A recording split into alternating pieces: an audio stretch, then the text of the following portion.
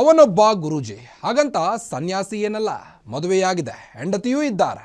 ಆದರೆ ಈ ಸ್ವಾಮೀಜಿ ನನ್ನನ್ನು ಮಂಚಕ್ಕೆ ಕರೆದ, ನನಗೆ ಮಜಾ ಬೇಕು, ನಿಂಗೆ ಹಣ ಬೇಕು, ಬೇಕಿದ್ರೆ ಬಾ ಅಂದ ಅನ್ನೋ ಆರೋಪ ಮಾಡಿರೋದು ಒಬ್ಬ ಗೃಹಿಣಿ. ನಿಜಾನ ಅಂತ ಚೆಕ್ ಮಾಡೋಕೆ ಹೋದರೆ ಗ್ಯಾರಂಟಿ ನ್ಯೂಸ್ಗೆ ಸಿಕ್ಕ ಸ್ವಾಮೀಜಿ ಹೇಳಿದ್ದೇ ಬೇರೆ, ತೋರಿಸಿದ ದಾಖಲೆಗಳೇ ಬೇರೆ. ಈತನ ಹೆಸರು ಬ್ರಹ್ಮಾನಂದ ಗುರೂಜಿ. ಈತ ಚಿಕ್ಕಬಳ್ಳಾಪುರದ ಮೇಳೆಕೋಟೆ ಸಮೀಪ ಮಹರ್ಷಿ ಶ್ರೀ ವಾಲ್ಮೀಕಿ ಗುರುಕುಲ ಅಂತ ಒಂದು ಆಶ್ರಮ ಕಟ್ಟಿಕೊಂಡಿದ್ದಾನೆ. ಈತನ ಮೇಲೆ ಈಗ ಮಹಿಳೆಯೊಬ್ಬರು ಆರೋಪ ಮಾಡಿದ್ದಾರೆ. ಆರೋಪ ಆದರೂ ಏನು ಗೊತ್ತಾ? ನಿಂಗೆ ಹಣ ಬೇಕು, ನಂಗೆ ಮಜಾ ಬೇಕು, ಮಂಚಕ್ಕೆ ಬಾ. ಸ್ವಾಮೀಜಿಯವ್ರು ಎಷ್ಟು ಒಳ್ಳೆಯವ್ರು ಗೊತ್ತಾ? ಒಂದು 5,000 ಕಾಸು ಕೊಡ್ತೀನಿ, ರೂಮಿಗೆ ಬರ್ರಿ ಅಂತ ಕೇಳೋ ಸ್ವಾಮೀಜಿಯವರು. ಯಾವುದೇ ಕಾರಣಕ್ಕೆ ಇನ್ನೊಬ್ಬ ಹುಡುಗಿ ಸವಸಕ್ಕೆ ಹೋಗ್ಬಾರ್ದು. ಅದಕ್ಕೋಸ್ಕರ ನಾನು ಈ ವಿಡಿಯೋ ಮಾಡ್ತಾ ಇದ್ದೀನಿ. ಅವ್ರು ಮಾತಾಡಿರೋದು ವಿಡಿಯೋ ಹಾಕ್ತೀನಿ. ಅವ್ರ ಬಿಹೇವಿಯರ್ ಏನು ಅಂತ ಎಲ್ಲ ನಾನು ಹೇಳ್ತೀನಿ. ವಿಡಿಯೋ ಸಮೇತ ಅವ್ರು ಮಾತಾಡಿರೋದೆಲ್ಲ ಹಾಕ್ತೀನಿ. ನನಗೂ ನನ್ನ ಮಕ್ಕಳಿಗೂ ಅಕಸ್ಮಾತ್ ಏನನ್ನ ಆದರೆ ಅದು ಅವರಿಂದನೇ ಅಂತ ಎಲ್ಲರಿಗೂ ಗೊತ್ತಾಗಬೇಕು. ಅಕಸ್ಮಾತ್ ಏನೋ ದುಡ್ಡಿರೋರು ಏನಾದರೂ ಮಾಡ್ಬೋದಲ್ವಾ? ಅದಕ್ಕೆ ಅಕಸ್ಮಾತ್ ನಮ್ಗೇನು ಹೆಚ್ಚು ಕಮ್ಮಿ ಆದ್ರೂ ಅದು ಅವರೇ ಕಾರಣ. ಹೀಗೆ ಕರೆದಿದ್ದಂತೆ ಸ್ವಾಮೀಜಿ. ಕಷ್ಟ ಅನ್ನೋದು ಎಲ್ಲರಿಗೂ ಬರುತ್ತೆ. ಅಂಥದ್ರಲ್ಲಿ ಈ ಪುಣ್ಯಾತ್ಮ ಗುರೂಜಿ ಅನ್ನೋ ದೊಡ್ಡ ಸ್ಥಾನದಿಂದ ಕರೆದುಕೊಂಡು ಹಿಂಗ್ಯಾಕಪ್ಪ ಮಾಡ್ದ ಅಂತ ನೋಡಿದ್ರೆ ಅಲ್ಲೊಂದು ಬೇರೆಯದ್ದೇ ಕತೆ ಓಪನ್ ಆಗುತ್ತೆ. ಹಲೋ, చెప్పు చెప్పు. ఎలా బుధవారం అయ్యేలా అయ్యేలే రూమ్కి రా ఇస్తాను. రూమ్కి రా ఇస్తాను. రూమ్కి రావాలా? వస్తేనే నేను దుడ్లు ఇస్తానని చెప్పి అన్నీ ఇట్లే చేస్తాను, అన్నీ ఇట్లే మాట్లాడుతూ ఉండవు.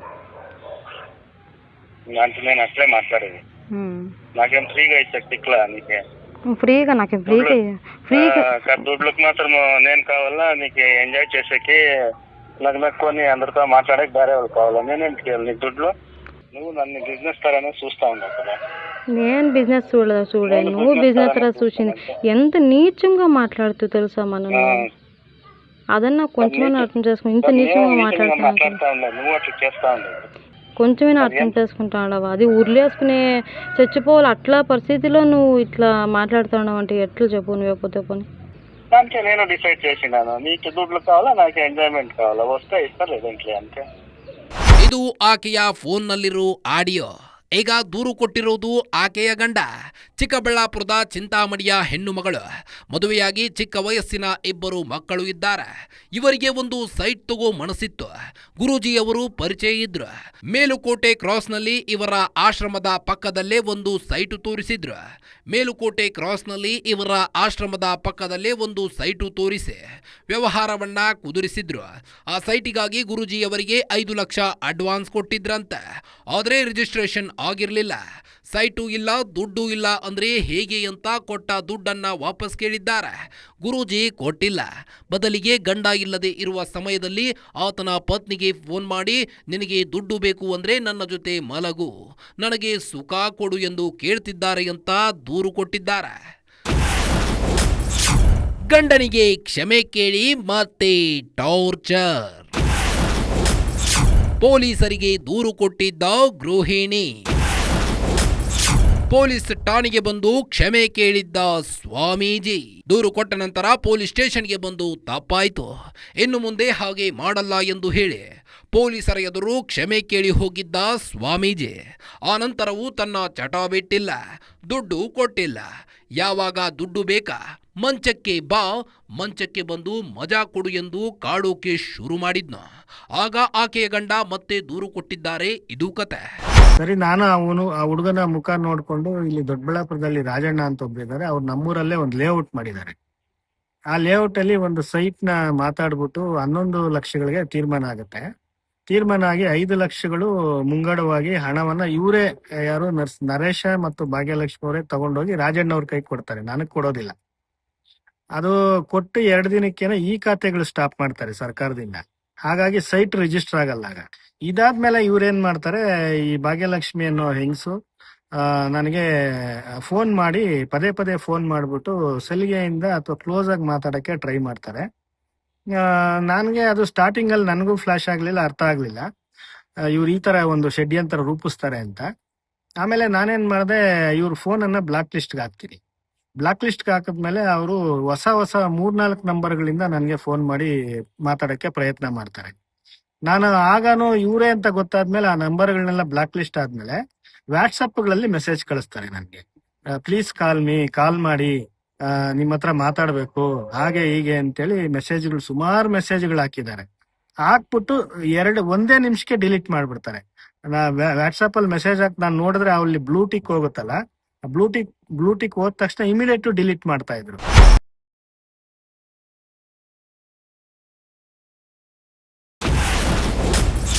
ಬ್ರಹ್ಮಾನಂದ ಗುರೂಜಿಯ ವರ್ಷನ್ನೇ ಬೇರೆ.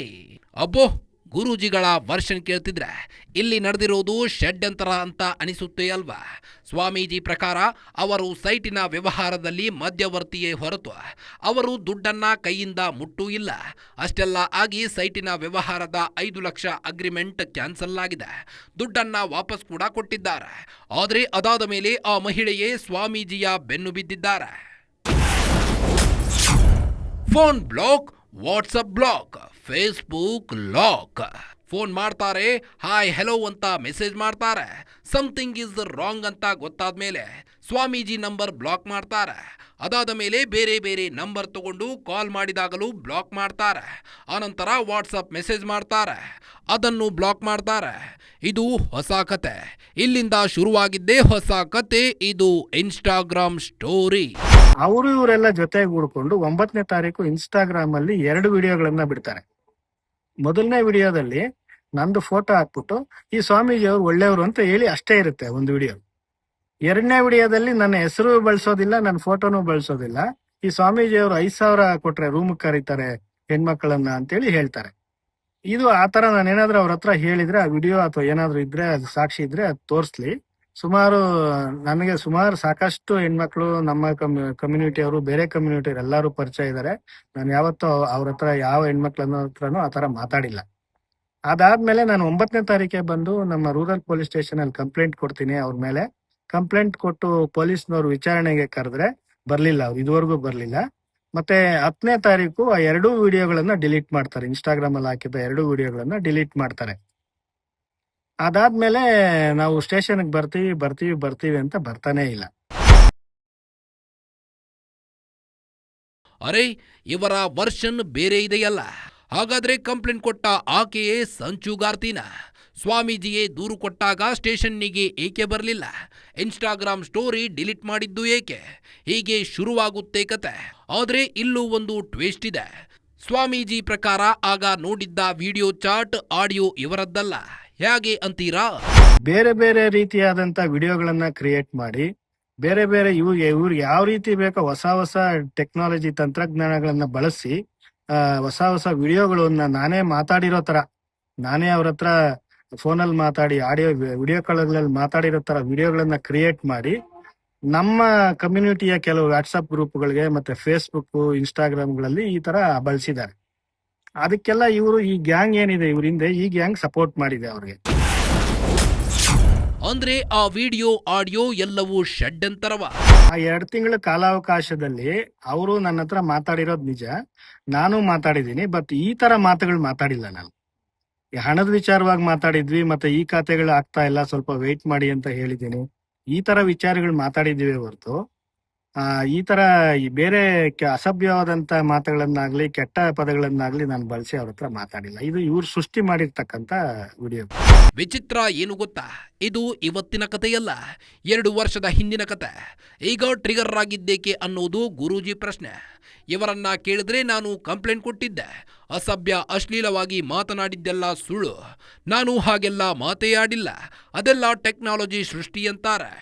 ಈಕೆ ಇದೇ ಆಡಿಯೋ, ಇದೇ ವಿಡಿಯೋ ಅಂತ ಹೇಳ್ತಾರೆ. 2 ಕತೆಗಳ ನಡುವೆ ಬೆತ್ತಲಾಗುವವರು ಯಾರು? ತಪ್ಪಿತಸ್ಥರು ಯಾರು? ಆ ಮಹಿಳೆಯೇ ಬ್ಲಾಕ್ ಮಾಡಿದ್ರ ಅಥವಾ ಸ್ವಾಮೀಜಿಯೇ ನಂಗೆ ಮಜಾ ಬೇಕು, ನಿಂಗೆ ಹಣ ಬೇಕು, ಮಂಚಕ್ಕೆ ಬಾ ಅಂತ ಕರೆದಿದ್ದು ನಿಜಾನ?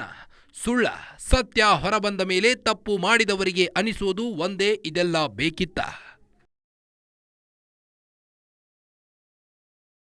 ತಪ್ಪು ಗೊತ್ತಾಗಿ ಮಾನ ಮರ್ಯಾದೆ ಹರಾಜಾದ್ಮೇಲೆ ಆಗ ಅನಿಸುತ್ತೆ ಇದೆಲ್ಲ ಬೇಕಿತ್ತ ಅಂತ. ಇದೇ ಈ ಹೊತ್ತಿನ ವಿಶೇಷ. ನೋಡ್ತಾ ಇರಿ ಗ್ಯಾರಂಟಿ ನ್ಯೂಸ್, ಸುದ್ದಿ ಖಚಿತ, ನ್ಯಾಯ ನಿಶ್ಚಿತ.